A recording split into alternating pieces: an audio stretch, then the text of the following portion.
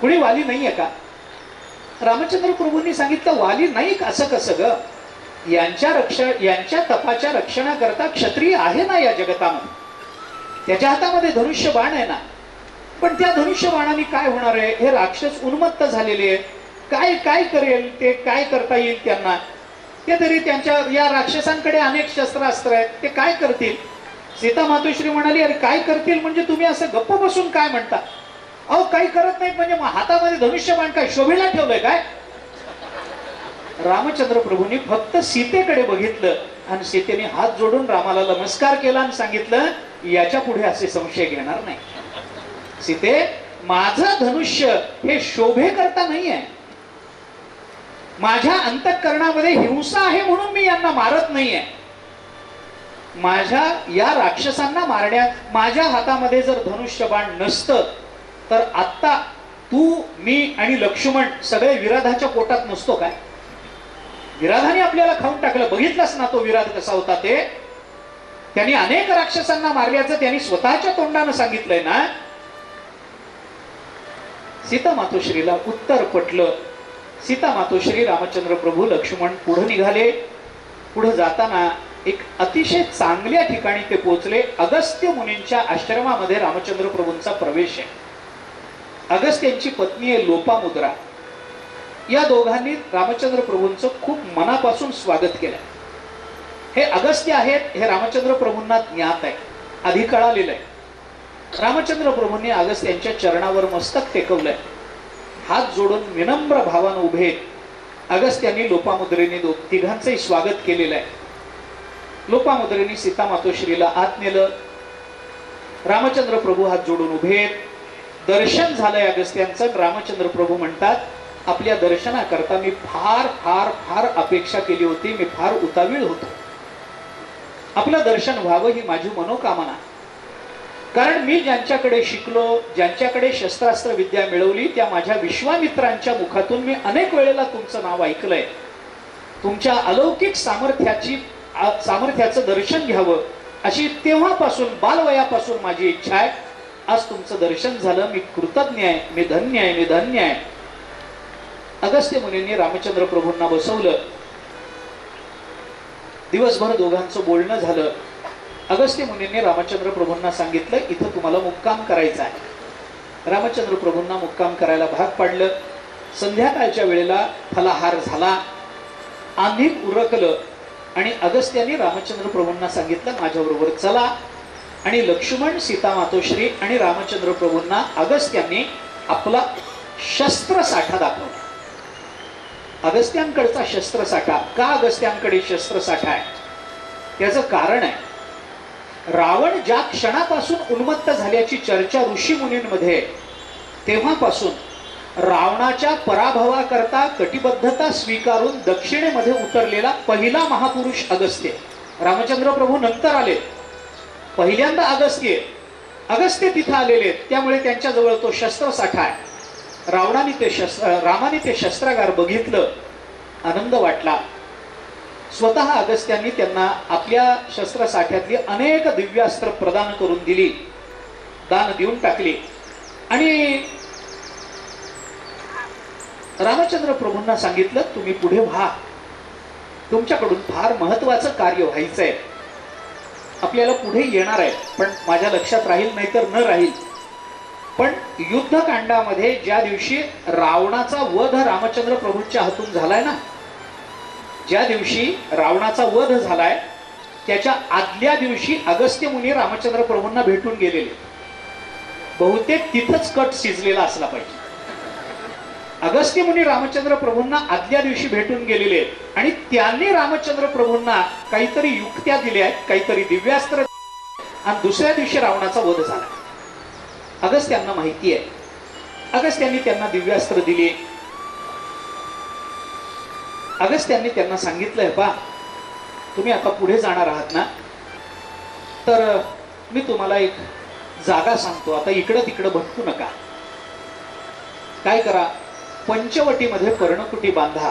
पर्णकुटी बांधता येत नसेल तर पंचवटीमध्ये एका गुहेचा आश्रय करून तुम्ही राहा. इथं राहणं महत्वाचं आहे. फार पुढे जाऊ नका. आता अगस्त्य आणि रामचंद्र प्रभू या दोघांमध्ये जर आपण बघितलं ना, तर नाशिकला आलेली गंगा आणि जवळून वाहणारी प्रवरा, संगमनेर जवळून वाहणारी प्रवरा, प्रवरा नदीच्या तीरावर अगस्त्य आणि गंगेच्या तीरावर रामचंद्र प्रभू. नाशिक म्हणजे गंगेच्या तीरावर, अगस्त्य आश्रम हा प्रवरेच्या तीरावर आहे, आजही आहे. आजही तिथे आपण बघू शकतो, मंदिर वगैरे बांधलंय, अतिशय सुंदर वातावरण आहे त्या आश्रमामध्ये. आज जर आपण गेलात तरी फार सुंदर आहे. माझ्या जवळ राहा, मला वारंवार तुमच्याशी संवाद करता येईल, कारण इथून पुढे खरं रामायण सुरू होणार आहे. तर तुम्ही या दंडकारण्यामध्ये वास्तव्य करा, इथूनच पुढे खरं आहे. रामचंद्र प्रभूंनी ते ऐकलं. निघणार लोपामुद्रेने सीता मातोश्रींना सांगितलं, हे बघ सीते, हे दंडकारण्यामध्ये राहा म्हणून सांगतायत ना, राहा, पण हे दंडकारण्य फार विचित्र आहे. हाच उपदेश अगस्त्यांनी केलाय, पण ह्यांनी केला, लोपामुद्रेने सीता मातोश्रीला केला, त्याचं औचित्य फार चांगलं. दंडकारण्य फार विचित्र आहे. तुला एक दोन नियम सांगून जाते. इथं कुठल्याही नवीन माणसांवर तू पटकन विश्वास ठेवू नकोस. मी सांगते ते नियम ऐक. काय वाटेल ते होऊ दे, पण या दोघांव्यतिरिक्त कुणावरही विश्वास इथं ठेवू नकोस पटकन. आणि दुसरं महत्वाचं, कधीही या दोघांना सोडून एकटी राहू नकोस. रावणाने पळवून नेलं त्यावेळेला हीच परिस्थिती निर्माण झाली, हे लक्षात घ्या. दोघांपैकी एक जण तुझ्या कायम जवळ पाहिजे, वाटेल ते होऊ दे, एकटी राहायचं नाही. आणि ज्याचा आपला कधीही पूर्वी परिचय नाहीये अशा कुणावरही विश्वास ठेवायचा नाही. कारण या दंडकारण्यामध्ये इतके विचित्र राक्षस आहेत की ती कोणती रूप घेऊन येतील आणि कोणत्या आवाजात बोलतील हे सांगता येत नाही. कोणत्या आवाजात बोलतील. मारीचानी लक्ष्मणा धाव सीते धाव हे रामाच्या आवाजामध्ये आरडाओरडा केला, त्याच्यातून सीतेने रागावून लक्ष्मणाला पाठवून दिलं. आणि हा मारीच आला, तो सुवर्ण मृगाचं रूप घेऊन आला. सांगितलं. आता सूचना देणारे देतच असतात, ऐकणाऱ्यांनी ऐकाव्या. सीतेने ऐकायला पाहिजे होत्या, ऐकल्या नाही, त्यामुळे पुढचं रामायण घडलं. जे काही झालं ते झालं, ठीक आहे म्हणून निघाले. पुढे जाताना रस्त्यामध्ये जटायूची भेट आहे. जटायू भेटल्यानंतर जटायूने कोण काय चौकशी केली, रामायण कळल्यानंतर जटायूने पहिला प्रश्न त्यांना विचारलाय, दशरथ राजे कसे? रामांना आश्चर्य वाटलं, काय संबंध? जटायूने सांगितलं, मी मागे एकदा अडचणीत होतो, त्यावेळेला दशरथाने माझे प्राण वाचवले, त्याच्यामुळे माझ्या जीवनावर त्यांचे उपकार आहेत. कसे दशरथ राजे? रामचंद्र प्रभूंनी सांगितलं, नाही म्हणे, ते गेले. जटायूला वाईट वाटलं, डोळ्यातून पाणी आलं. जटायूने सांगितलं, ठीक आहे, तुमचे वडील गेले ना, मी तुमच्या वडिलांचा मित्र आहे, हा तुमचा काका जिवंत आहे, चिंता करू नका, काही अडचण आली तरी मी तुमच्या पाठीशी उभा आहे. रामचंद्र प्रभूंना त्यांनी सांगितलं. जटायूची भेट झाली. जटायू म्हणाला, मी तुमच्या मागे पुढेच आहे. जटायूने मार्ग सांगितला, पुढे निघाले. पंचवटीमध्ये एका गुहेमध्ये वास्तव्य करून हे तिघेजण राहायला लागले. काही दिवस आनंदामध्ये गेले आणि एके दिवशी त्यांच्या परिसरामध्ये शूर्पणखा आली. हे शूर्पणखेचं चरित्र फार महत्वाचं आहे. शूर्पणखा आली, ती शूर्पणखा रावणाची बहीण आहे. या शूर्पणखेने लांबून बघितलं आणि रामचंद्र प्रभूंचं रूप बघून तिच्या अंतःकरणाला मोह निर्माण झाला. ती आली जवळ. मोठी कथा आहे, आपल्याला सगळ्यांना माहिती आहे, विस्ताराने सांगणार नाहीये. पण रामचंद्र प्रभूंच्या जवळ ती आली. रामचंद्र प्रभूंच्या बद्दल तिच्या अंतःकरणामध्ये मोह निर्माण झाला आणि तिला वाटलं की हा नवरा आपल्याला पाहिजे. जवळ आली. रामचंद्र प्रभूंना सांगितलं, मी अशी अशी आहे, अमुक अमुक आहे, तमुक. त्यांनाही विचारलं, तुम्ही कोण आहे? त्यांनी आपला प्रांजळ परिचय दिला. असं आहे, तसं आहे, हा माझा भाऊ आहे, मी असा आहे, मी दशरथाचा मुलगा आहे, ही माझी पत्नी आहे, तू कोण आहेस? मग तिने सांगितलं, मी सुद्धा अशी शूर्पणखा आहे, या अरण्यामध्ये मी राहते. मी रावणाची बहीण आहे. कदाचित त्या रावणाचं नाव तुमच्या कानावर आलेलं असेल, माझंही नाव कदाचित तुमच्या कानावर आलेलं असेल. मला रावणा व्यतिरिक्त आणखीन 2 भाऊ आहेत. ते भाऊ म्हणजे कुंभकर्ण आणि विभीषण आहेत. त्याच्यातला कुंभकर्ण हा सामर्थ्य संपन्न आहे, पण विभीषण काही आमच्यातला नाही. तो फार धर्मानं वागतो, फारच सरळ आहे, सरळ खरं बोलतो. तो काही आमच्यातला नाही, त्याचं काही नाही. पण या 2 भावांना सोडून अजून माझे 2 भाऊ आहेत, ते सामर्थ्य संपन्न आहेत. ते म्हणजे खर आणि दूषण. परिचय दिला आणि शूर्पणखेने सांगितलं की मला तुझ्याबरोबर लग्न करण्याची इच्छा आहे. माझ्यासारखी स्त्री इथं असताना या सामान्य सीतेला तू काय घेऊन बसलास? तिला सोडून दे, पाहिजे तर मी तिला मारून टाकते, तू माझ्याबरोबर लग्न कर म्हणून सांगितल्यानंतर तिने सांगितलं मी कुमारी आहे. रामचंद्र प्रभूंनी सांगितलं नाही म्हणे, मला तुझ्याबरोबर लग्न करता येणार नाही. माझं लग्न झालंय, पण माझा जो भाऊ आहे ना तो अजून कुमार आहे, तू त्याच्याकडे जा. तो कुठं भेटेल? उद्या संध्याकाळी भेटेल, उद्या येईल. तिला पाठवून दिलं. आता इथं आक्षेप घेतलाय लोकांनी, लक्ष्मण कुमार नसताना सुद्धा, विवाह झालेला असताना सुद्धा रामचंद्र प्रभूंनी तसं का सांगितलं वगैरे आक्षेप आहेत. त्याचा विचार सोडा. आता त्यांनी सांगितलं उद्या येईल. दुसऱ्या दिवशी ती परत आली. लक्ष्मणाला सांगितलं. रामचंद्र प्रभूंनी कल्पना दिलीच होती आदल्या दिवशी रात्री, अशी आहे, मी तिला तुझ्याकडे पाठवलंय, उद्या येईल, बघ काय करायचं ते. लक्ष्मणाकडे आल्यानंतर तिने सांगितलं मी काल तुमच्या त्या सुंदर भावाकडे गेले होते, पण त्यांनी सांगितलं त्यांचं लग्न झालंय, तुमचं झालं नाही, म्हणून मग तुमच्याकडे आले, तुम्ही माझ्याशी लग्न करा. आता लक्ष्मणाला कळलं नसेल का काहीच. लक्ष्मण म्हणाले ठीक आहे, पण काय म्हणे,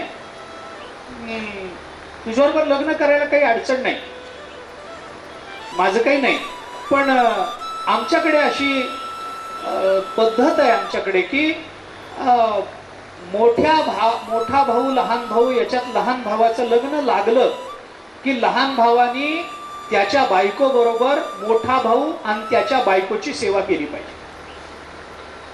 त्यामुळे मी तुझ्याबरोबर लग्न करायला तयार आहे, पण तुला माझ्या दादाची, वहिनीची आणि माझी सेवा करणं जमणार आहे का? ते म्हणले आपल्याला असलं काही जमत नाही. शूर्पणखेला सेवा करण्याची वृत्ती कधीच नसते. नाही, तुम्ही काही विचित्र अर्थ काढून घेऊ नका, मी रामायण सांगतोय, असं काय करताय? रामायणातलं सांगतो मी आपल्याला. शूर्पणखा म्हणाली आपल्याला ते सेवेचं जमत नाही. तो म्हणला मग कसं होईल? मग लक्ष्मणाने सांगितलं तू एक काम कर, तू माझ्या दादाकडे जा. कशा करता? तू त्याच्याशीच लग्न कर. अरे ते लग्न झालंय म्हणतो, तो करत नाही म्हण. अगं तो काहीतरी बोलतो, आमच्या घराण्यामध्ये पद्धत नाही, माझ्या वडिलांची 3 झाली आहेत, त्याचं एकच झाली, तू जा की त्याच्याकडे. 3 लग्न माझ्या वडिलांनी केलेली आहे, तू जा. त्यांनी 2 केली तर काय होणार आहे? म्हणजे असं का? मग त्याच्याकडे जा. तो कुठे आहे? लक्ष्मण म्हणाले उद्या संध्याकाळी येतो, भेटेल, आता सध्या नाही. ती गेली परत. लक्ष्मण परत रात्री आले त्या गुहेमध्ये. रामाला सांगितलं दादा, ball is in your court, आता तुम्ही बघा काय करायचं ते, मी तुमच्याकडे ढकललेलं आहे. रामचंद्र प्रभूंकडे ती पुन्हा दुसऱ्या दिवशी आली. तिने सांगितलं तुमच्या वडिलांना तुमचा भाऊ किती चांगला आहे हो, किती प्रांजळ आहे बिचारा. त्यांनी सांगितलं सेवा करावी लागेल, किती सेवा वृत्तीचा आहे, मला जमणार नव्हतं म्हणून नाही म्हणाले, पण तुमच्या वडिलांनी म्हणे 3 लग्न केली होती, मग तुम्हाला माझ्याशी करायला ही राहील. सीता जी आहे ना ती राहील, आपल्याकडे भांडी धुवायला, कपडे धुवायला ती राहील, आपण दोघं संसार करू, माझ्याशी लग्न करा तुम्ही. रामचंद्र प्रभूंनी सांगितलं ठीक आहे म्हणे, तुझ्याबरोबर मी लग्न करावं असं तुला वाटतंय. माझ्या वडिलांनी 3 केली होती हे खरं आहे, पण ज्या वडिलांनी 3 केली होती ना त्याच वडिलांनी मला सांगितलंय की एकापेक्षा जास्त लग्न केली की फार त्रास होतो बाबा, तू करू नकोस, असा शब्द त्यांनी माझ्याकडून घेतलाय.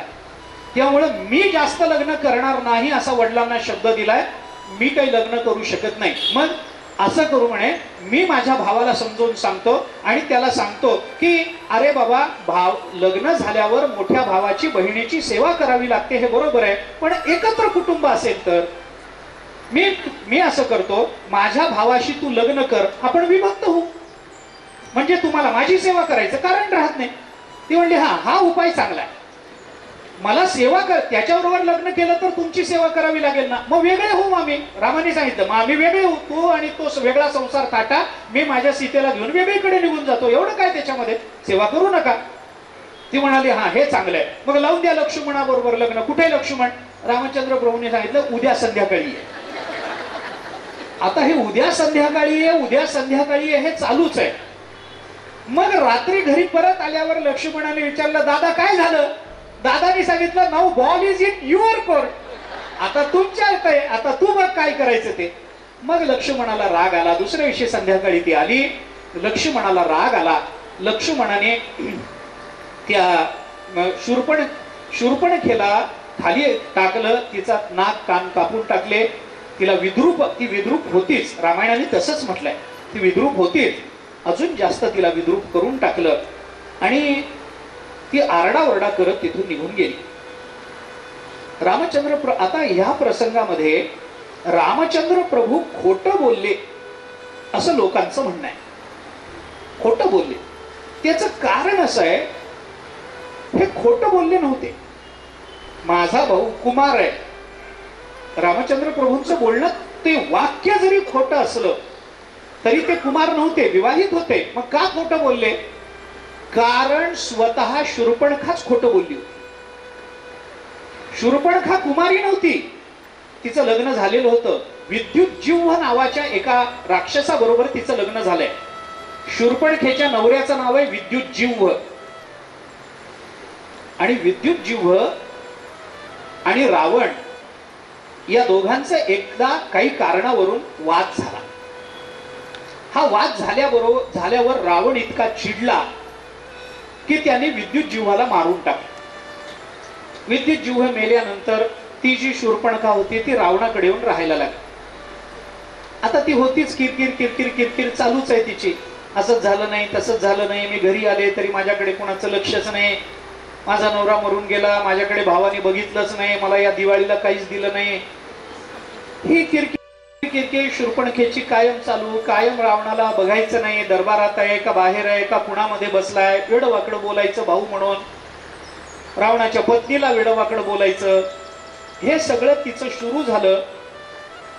रावणाला त्याचं वाईट वाटायला लागलं, काय किरकिर आहे बाबा, काय मी हिच्या नवऱ्याला मारलं असं त्याला झालं.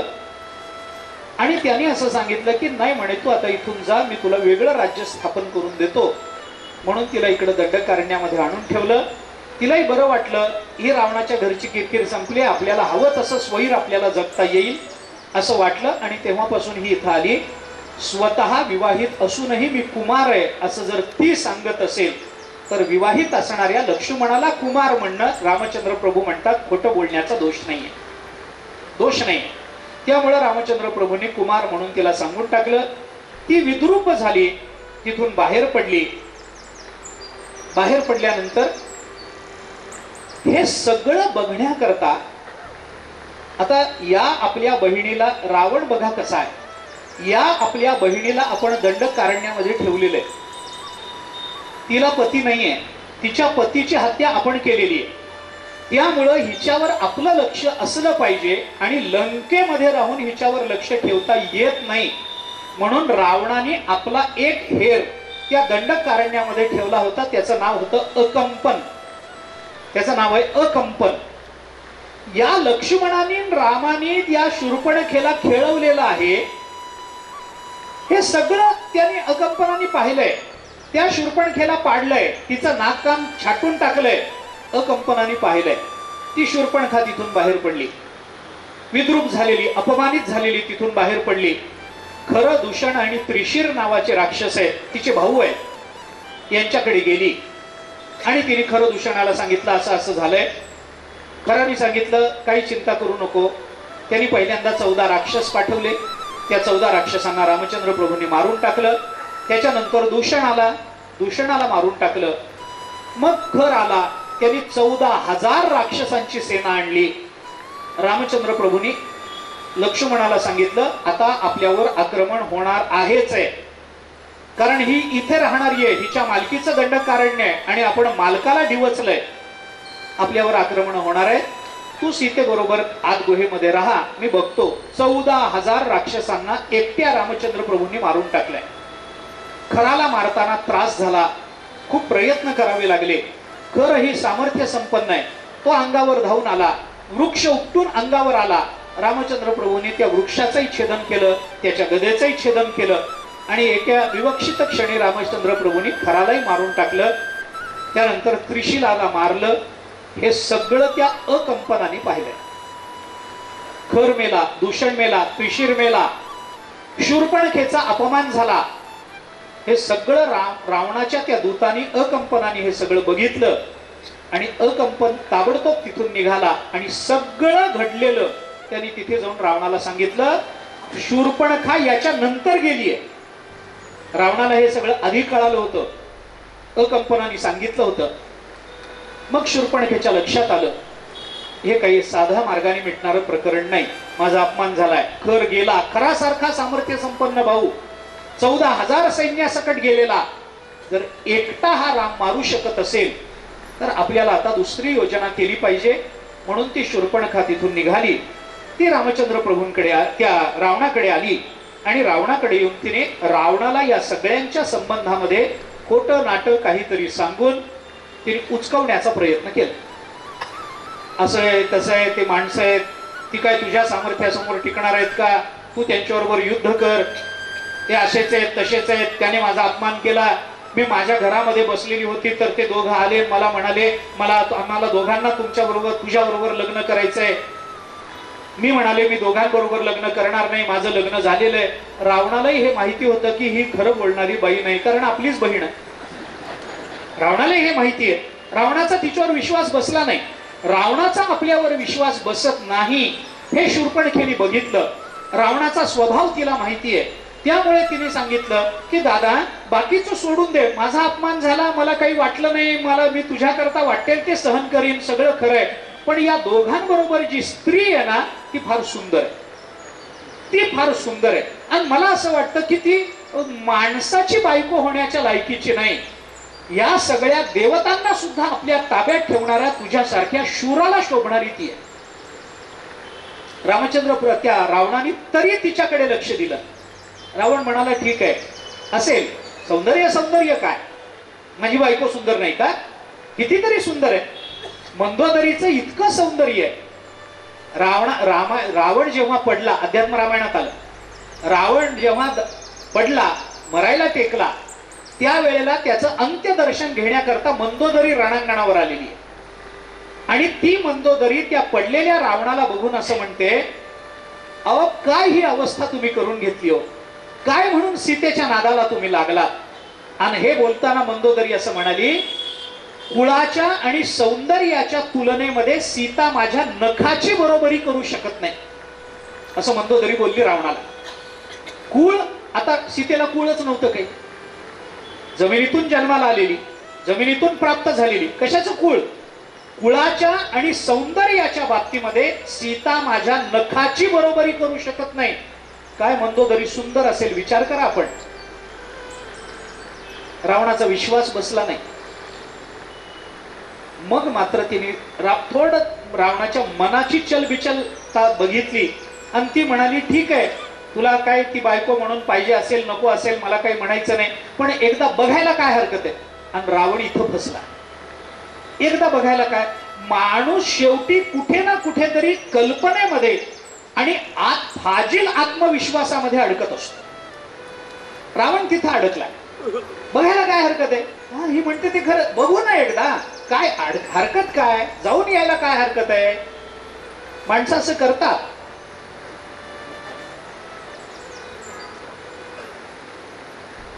सांगू का दृष्टांत? एखादा दागिना, एखादी साडी बघायला जेव्हा एखादी स्त्री सहज म्हणून दुकानामध्ये जाते, दाखवा दाखवा म्हणते, काही फार पटत नाही. एखादी साडी मनाला आवडते, नको वाटतं, पैसे नाहीत वाटतं, काय गरज आहे आता, कशाला, काही सण नाही, वार नाही. मग ती म्हणते नाही हो, नको. मग तो म्हणतो, अहो याच्यात अजून पुष्कळ चांगल्या चांगल्या साड्या आहेत. ती म्हणते नाही नाही, मला बाहेर जायचंय, माझ्याकडे आता पैसेही नाही आहेत, मी नंतर कधी. मग तो म्हणतो बघायला काय हरकत आहे? आणि बाई नेमकी तिथे बसते. आहे का नाही अनुभव? हो म्हणा की हो. हा. हा. आहे की नाही अनुभव. मग तो म्हणतो नुसत्या बघायला आम्ही काय बघायचे पैसे घेतो का तुमच्याकडे? बघायला काय हरकत आहे, बघा. मग ती बघते, ती अडकत जाते आणि मग एखादी आवडते. मग ती म्हणते ही आवडली आहे पण सध्या मला दुसरीकडे जायचंय. मग तो म्हणतो मी घरी पाठवतो, मला माहिती आहे तुमचं घर. ते म्हणते नाही हो सध्या पैसे नाही, आम्ही साहेबांकडून घेऊ, साहेब नेहमी येतात इथं. ती म्हणते कुणाला घेऊन जातात? साड्या नेहमी येतात तर कुठे घेऊन जातात? साहेब आम्हाला माहिती आहे, आम्ही घरी पाठवू. नुसतं बघायला काय हरकत आहे, एवढ्या एका शब्दात रावण अडकला. शूर्पणखा त्याला सांगते मग काय करायचं, कसं करायचं, असा विचार रावणाच्या अंतःकरणामध्ये सुरू झाला. रावणाने विचार केला सरळ मार्गाने, कारण त्याला अकंपनाने सगळी माहिती दिलेली आहे. 14,000 राक्षसांना मारणारा एकटा एकटा, त्याचं सामर्थ्य काय असेल याची रावणाला कल्पना आहे. रावण विचार करतो काय करावं. सरळ मार्गाने आपण गेलो तर 14,000 राक्षसांना मारणारा एकटा तो मलाही मारू शकेल. बर, मग काहीतरी वेगळं डोकं लढवलं पाहिजे, वेगळं काहीतरी केलं पाहिजे. कारण शूर्पणखेने कान भरले होते, बुद्धी फिरवली होती, सगळंच झालं होतं. रावणाने एक युक्ती केली. रावण आपल्या मामाकडे गेला. रावणाचा मामा म्हणजे मारीच. मारीच्याकडे गेला. मारीच्याला हे सगळं सांगितलं की आपण कपटानं पळवून आणलं तर काय होईल. मारीच्याने रावणाला पुष्कळ शिव्या दिल्या, पुष्कळ रागा. शहाणपणाचं लक्षण आहे का? कशा करता असं करायचं? काय त्या स्त्रीमध्ये तुला आत्ता स्वारस्य वाटतं?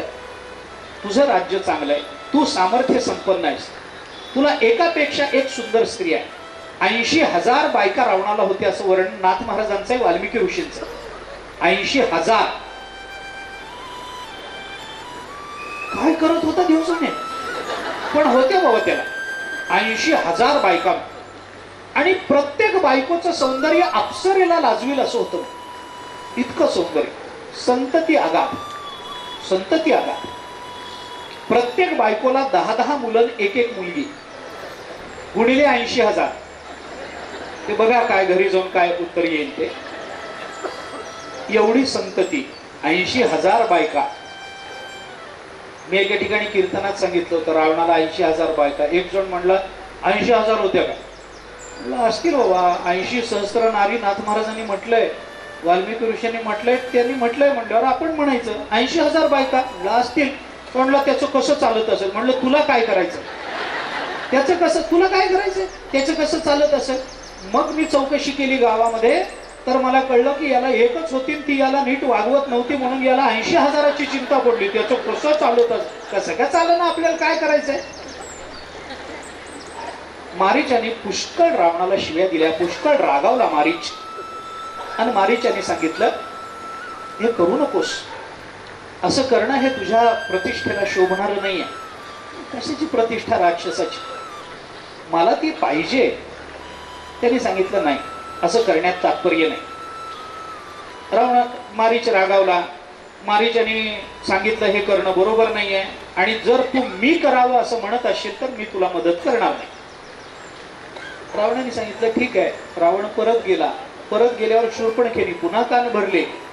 मग रावणाच्या लक्षात आलं नाही, काही करून आपण ते मिळवलं पाहिजे. काय करावं? पुन्हा रावण मारीच्याकडे आला. मारीच्याने सांगितलं मी सांगितलं ना तुला, मी तुला मदत करणार नाही, कारण ज्यांची पत्नी उचलून आणण्याचा तू प्रयत्न करतोयस ना ते कोण आहे हे मी मागे बघितलंय. यज्ञरक्षण प्रसंगामध्ये या मारीच्याला दूर लोटून दिलं होतं, आणि रामचंद्र प्रभू कोण आहेत हे त्यावेळेला त्यांनी बघितलं होतं. हे परमात्मा आहेत हे मारीच्याला कळालं होतं. त्यांनी सांगितलं तसं करू नको. राम, लक्ष्मण, सीता अनंत गुणनिधान आहेत, त्यांच्या वाट्याला जाऊ नको. रावणाने त्याला सांगितलं हे पा, आता मी तुला सल्ला विचारायला आलो नाही, मी करू का न करू, आता मी तुला काम सांगायला आलोय, त्यामुळं आता तू माझं ऐकलं पाहिजेस. मारीचाने पुष्कळ समजावण्याचा प्रयत्न केला. रावणाला पुष्कळ पद्धतीनं समजावून सांगितलं. रावण ऐकायला तयार नाही. मग त्याने सांगितलं की ठीक आहे, तुझा जर दुर्दैवाचा काळ जवळ येऊन ठेपलेलाच असेल, तुझं मरणच जर जवळ आलेलं असेल, तर मी काही करू शकत नाही. तुझ्या विनाशाला तू स्वतः जबाबदार असशील. मी चांगलं तुला सांगतोय, नैतिकतेचा उपदेश मी तुला करतोय. मी मरेन, पण माझ्या अंतःकरणामध्ये नीती आहे, ती नीती घेऊन मी मरणार आहे. माझी मदत तुला होईल, पण मी मेलो तरी चांगल्या गतीला प्राप्त होईल, पण तुझा विनाश मात्र अटळ आहे. असं करू नको हे सांगितलं तरी ऐकलं नाही. मारीचाला सुवर्ण मृगाचं रूप घ्यायला लावलं. मारीच सुवर्ण मृगाचं रूप घेऊन आला. सीता मातोश्री बाहेर बसलेले आहेत. अतिशय सुंदर असा मृग आहे. कातड इतकं पिवळं आणि चमकदार आहे, सकाळच्या उन्हामध्ये चमकता आहे की जणू ते सोन्याचं आहे असं वाटतंय.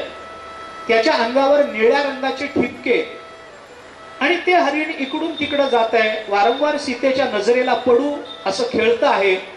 सीताई बघते आहे, बघून तिलाही ते आवडलेलं आहे. तिची नजर ठरली की ते काहीतरी असं गोल स्वतःभोवती फिरत आहे, विनाकारण उड्या मारत आहे, सीतेकडे टक लावून बघत आहे. असं झालं की माणसाच्या मनामध्ये मोह निर्माण होतो. तसा मोह सीतेच्या अंतःकरणामध्ये निर्माण झाला. तिने रामाला सांगितलं, अहो बघा ना, हे हरिण किती छान आहे, घेऊन या ना. कशा करता? आपण अयोध्येला घेऊन जाऊ.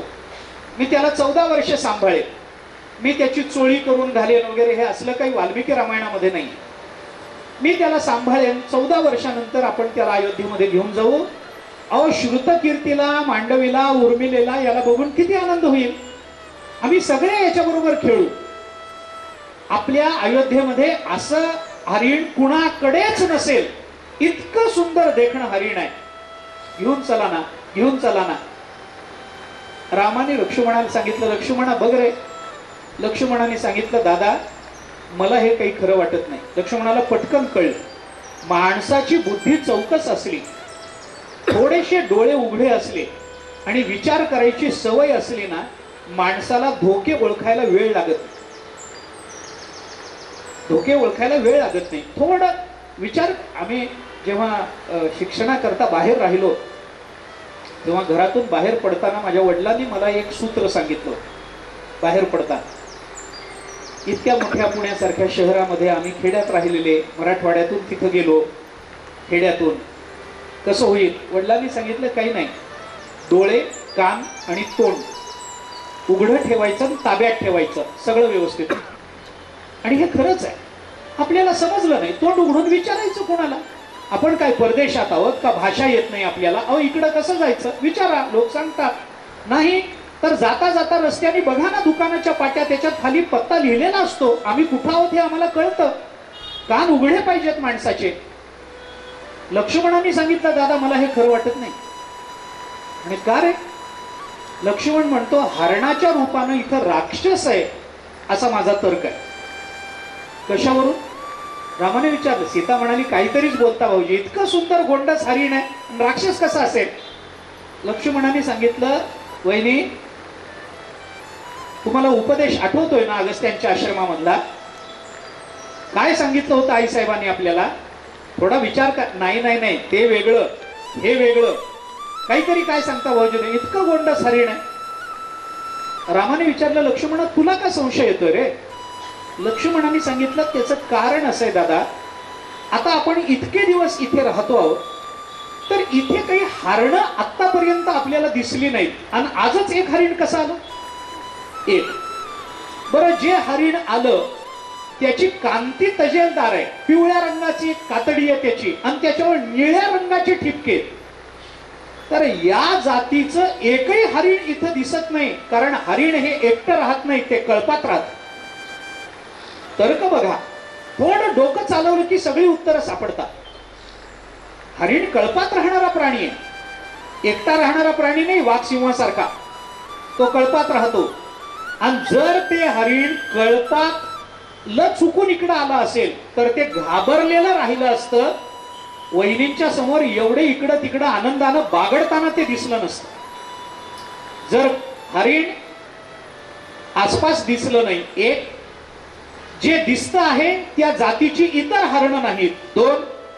आणि इतर हरणांपासून हे जर चुकून आलेलं असेल तर ते घाबरलेलं दिसलं पाहिजे, ते खेळणारं दिसलं नाही पाहिजे. आणि ज्या अर्थी हे इथं दिसतं आहे त्या अर्थी काहीतरी गोंधळ आहे, काहीतरी गोंधळ आहे. हा राक्षस आहे असं मला वाटतं. रामचंद्र प्रभूंनी ते ऐकलं. खरं तर पटायला पाहिजे होतं, पण सीतेचा हट्ट आहे, राजहट्ट, बालहट्ट, शाबास, स्त्री हट्ट.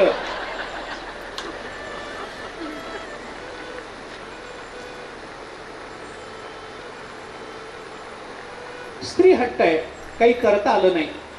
अहो आणावं तो हरिण, आणावं पकडून, आणा तुम्ही बरं. बाकीचे भाऊजी काही बोलतात, त्यांना काय, आणा तुम्ही.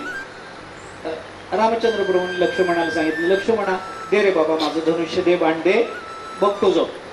रामचंद्र प्रभू निघाले. लक्ष्मणाला सांगितलं, तू सीतेजवळून हलू नकोस, काही झालं तरी मी हरिणी घेऊन येतो.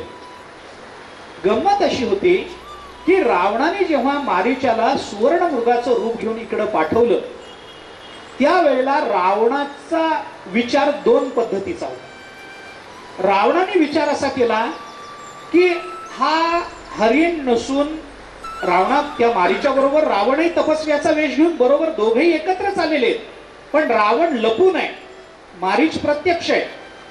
रावणाने त्याला सांगितलं, जर हा हरिण नाही आणि राक्षस आहे हे जर रामाला कळालं तर आपण प्रकट व्हायचं नाही, तिथल्या तिथून परत यायचं. आणि जर राम त्या मारीच्याच्या मागे हरिण म्हणून गेला तर डोळे झाकून समजायचं की हा माणूस फसलाय, सीतेला उचलायला हरकत नाही, आपण डाव करू. त्यांनी सांगितलं मारीचाला, जा, राम तुला मारेल. रामाच्या आवाजामध्ये लक्ष्मणाच्या सीतेच्या नावाने आरडाओरड करत सीता लक्ष्मणाला पाठवेल, एकटी राहिली की मी उचलून आण. मारीचाला पर्याय नव्हता. मारीच गेला. रामचंद्र प्रभू मारीच्याच्या मागे पुढे गेले. पुढे गेल्यानंतर एक बाण काढला, मृगाला मारला. मारीच पडला आणि पडता पडता त्यांनी रामचंद्र प्रभूंच्या आवाजामध्ये लक्ष्मणाच्या आणि सीतेच्या नावाने आरडाओरडा केला. रामचंद्र प्रभूंना एकदम लक्षात आलं, आवाज आपलाय, लक्ष्मणा धाव, सीते धाव, कशा करता चालू आहे त्यांच्या लक्षात आलं. त्यांनी बघितलं, जवळ गेले. या हरणाला आपण मारलंय म्हणून कातडं थोडं बाजूला केलं. मारीच्याचा चेहरा दिसला. रामचंद्र प्रभू म्हणाले, काहीतरी गोंधळ आहे, पण चिंता करण्याचं कारण नाही, लक्ष्मण तिथं आहे. आणि ज्या वेळेला लक्ष्मणाच्या आवाजात, रामाच्या आवाजात लक्ष्मण आणि सीतेला हाका मारल्या गेल्या त्यावेळेला सीता मातोश्री एकदम घाबरल्या आणि त्यांना वाटलं, अहो तुम्ही म्हणाला होता तसंच आहे, बहुतेक तो राक्षसच आहे, यांचा आवाज येतोय, धावा धावा म्हणून येतोय, हे संकटात आहे, तुम्ही जा. लक्ष्मण म्हणाले, वहिनी या जगामध्ये असा राक्षस नाही, असं संकट नाही की रामाने मला आमंत्रण देऊन बोलवून घ्यावं. असं संकट नाही आहे की माझ्या दादाला त्यांनी अडचणीत आणावं. तुम्ही चिंता करू नका, हा डाव आहे काहीतरी, तुम्ही शांत राहा. नाही नाही नाही नाही, तुम्ही जा, तुम्ही जा.